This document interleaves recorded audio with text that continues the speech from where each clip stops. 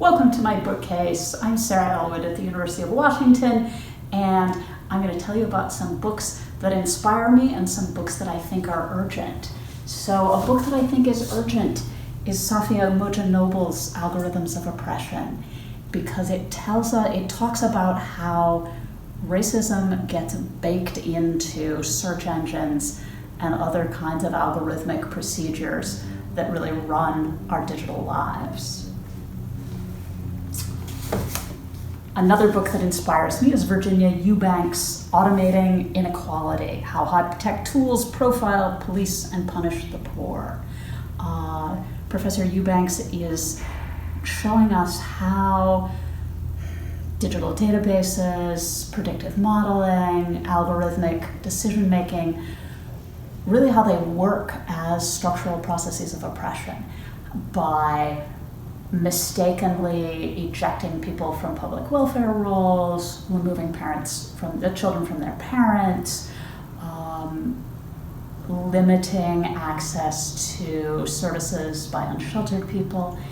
I also think it's urgent because it's a call to arms for how the necessity of privileged people becoming active in disrupting and challenging these very kinds of measures.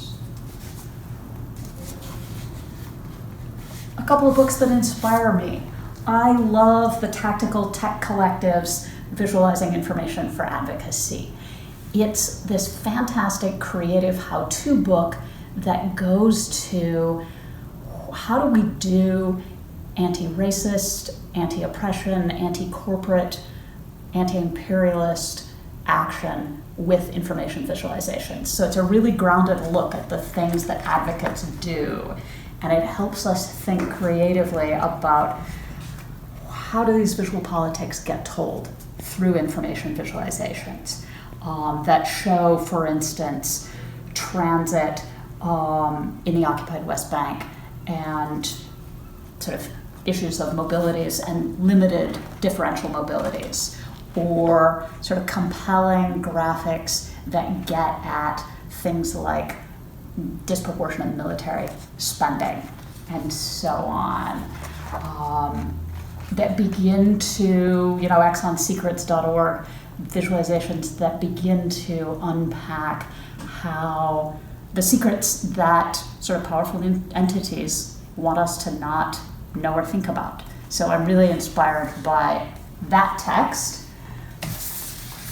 And then the other one I want to show you is Georgia Lupi and Stephanie Posavec's Dear Data. So these are two authors who live on opposite sides of an ocean, and every week for an entire year, they sent each other a postcard. And on that postcard, they had made some kind of an artistic infographic that represented as visual information some aspect of their everyday life. And then on the back side of the postcard, they described the activity, the graphic, and so on. It inspires me for a lot of reasons. It reminds us of the creative power of visualization. It goes to the enduring significance of collective practice in making great knowledge, of enduring relationships for making that happen. It reminds us of the sort of creative power of a routine ritual practice that is done over and over and over again, and where that takes us. So those are some of the books on my bookcase that feel urgent and inspire me. Thanks very much.